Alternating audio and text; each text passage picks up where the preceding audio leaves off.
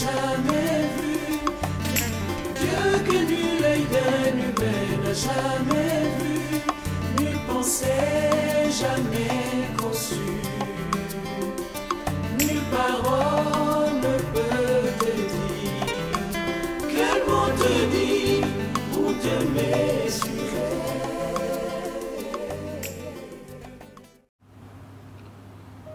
Gloire et louange à toi, Seigneur Jésus. Je me lèverai, j'irai vers mon Père et je lui dirai, Père, j'ai péché contre le ciel envers toi. Gloire et louange à toi, Seigneur Jésus.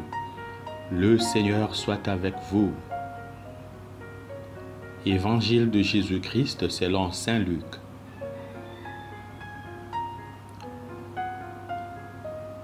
En ce temps-là, les publicains et les pécheurs venaient tous à Jésus pour l'écouter.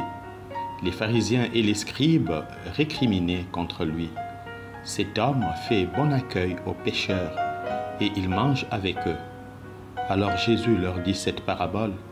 Un homme avait 2 fils. Le plus jeune dit à son père, « Père, donne-moi la part des fortunes qui me revient. » Et le père leur partagea ses biens. Peu de jours après, le plus jeune rassembla tout ce qu'il avait et partit pour un pays lointain, où il dilapida sa fortune en menant une vie de désordre. Il avait tout dépensé. Quand une grande famine survint dans ce pays et il commença à se trouver dans le besoin, il alla s'engager auprès d'un habitant de ce pays qu'il envoya dans ses champs garder les porcs. Il aurait bien voulu se remplir le ventre avec les gousses que mangeaient les porcs, mais personne ne lui donnait rien. Alors il rentra en lui-même et se dit, « Combien d'ouvriers de mon père ont du pain en abondance, et moi ici je meurs de faim. Je me lèverai, j'irai vers mon père et je lui dirai, « Père, j'ai péché contre le ciel et envers toi. Je ne suis plus digne d'être appelé ton fils. Traite-moi comme l'un de tes ouvriers. » Il se leva et s'en alla vers son père. Comme il était encore loin, son père l'aperçut et fut saisi de compassion. Il courut se jeter à son cou et le couvrit de baisers. Le fils lui dit, « Père, j'ai péché contre le ciel et envers toi. Je ne suis plus digne d'être appelé ton fils. » Mais le père dit à ses serviteurs, « Vite, apportez le plus beau vêtement pour l'habiller. Mettez-lui une bague aux doigts et des sandales aux pieds.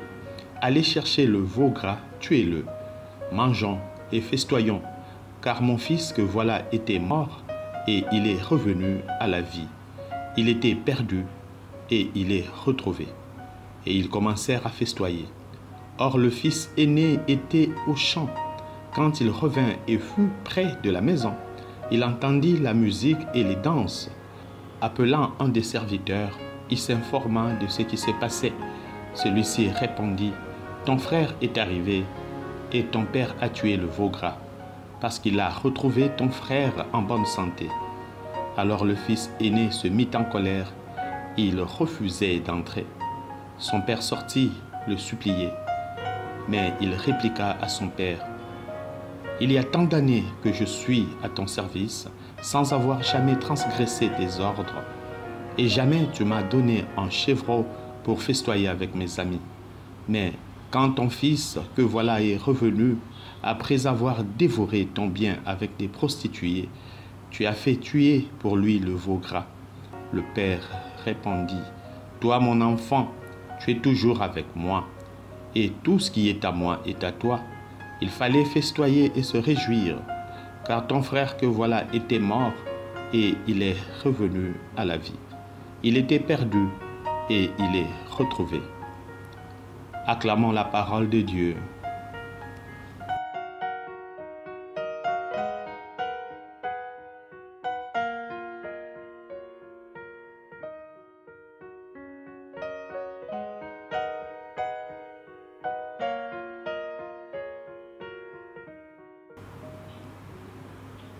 Sœurs et frères dans le Seigneur, dans la parabole d'aujourd'hui, le père exulte de joie de voir de son fils perdu. C'est la même attitude qu'ont affiché le berger qui part à la recherche d'une seule brebis perdue en laissant les 99 autres. Et la femme qui a retrouvé la pièce de monnaie dans sa maison. Luc chapitre 15, versets 6 et verset 9. De cette pièce égarée dans la maison d'une part, nous y voyons le symbole des égarés dans l'Église. Ils ne sortent pas de l'Église. Ils sont présents à toutes les cérémonies liturgiques et aux différents cultes. Et pourtant, ils ont besoin de lumière de la parole de Dieu pour qu'ils comprennent davantage qu'ils ne communient pas avec celui qu'ils appellent Seigneur. Souvenons-nous de ce que le Christ a dit dans Matthieu chapitre 7, verset 21. « Il ne suffira pas de me dire « Seigneur, Seigneur » pour entrer dans le royaume des cieux. Entrera celui qui fait la volonté de mon Père des cieux. » Ce qui veut dire qu'ils sont comparables au fils aîné de la troisième parabole de ce dimanche. Il est de et dans la maison, mais il ne veut pas participer à la fête qu'organise le Père pour un égaré revenu. D'autre part, le fils cadet avait préféré partir comme cette brebis qui sort de l'enclos jusqu'à subir des outrages dans son vagabondage. Les épreuves de l'histoire l'ont permis à se réviser. C'est ici qu'il découvre que le Père l'a toujours aimé et attendait sans relâche son retour. Le retour vers le Père est un événement qui est toujours célébré. C'est le temps de changement où les choses anciennes doivent céder la place aux nouvelles. À Gilgal, le peuple élu fait l'expérience de la mendication du fruit de la terre promise. La manne, nourriture de secours, cessa de tomber. Dieu a déclaré lui-même qu'aujourd'hui, j'ai roulé loin de vous la honte de l'Égypte. Josué chapitre 5, verset 9. Cette lecture de Josué nous plonge encore sur la voie vers la Pâque. Par la circoncision de tous les Israélites, par la célébration de la Pâque et par la consécration de Josué à la manière de Moïse, nous sommes appelés à une nouvelle vie qui est accordée par le Père miséricordieux. Sœurs et frères, cette nouvelle vie est une création nouvelle selon les mots de Paul. Car étant dans le Christ, nous n'avons plus besoin de sortir de la maison où notre félicité est assurée. C'est ici que les frontières sont supprimées. Galates 3, 28. Car l'Esprit Saint réalise son œuvre en nous récréant sans cesse. Galates 5, 13, 21. Le chrétien reçoit dorénavant la mission de la réconciliation. Il ne doit pas rougir pour le retour d'un perdant.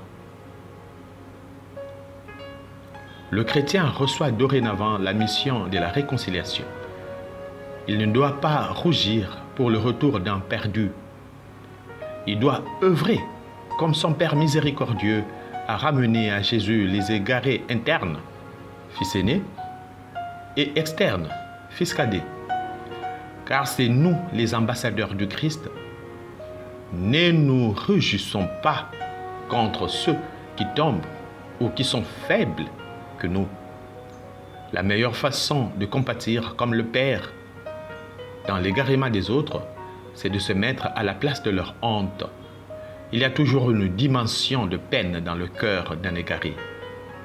Voilà pourquoi, quand on est pris en flagrant délit, on se précipite à couvrir son visage ou à pleurer ses fautes. C'est là où Dieu saisit la peine de l'humain, ce qui est tout à fait contraire du jugement des humains. Nous n'avons aucune compassion des égarés. Et pourtant, le Père est bonté. Imitons-le. Revenons à la promesse du Père pour vivre l'immense joie. C'est pourquoi la liturgie d'aujourd'hui nous invite à cette immense joie, l'étarée. Le Seigneur soit avec vous. Que Dieu Tout-Puissant vous bénisse, le Père et le Fils et le Saint-Esprit. Que la paix du Christ règne dans vos foyers. Abbé Jean-Marie Condé, depuis Bangui.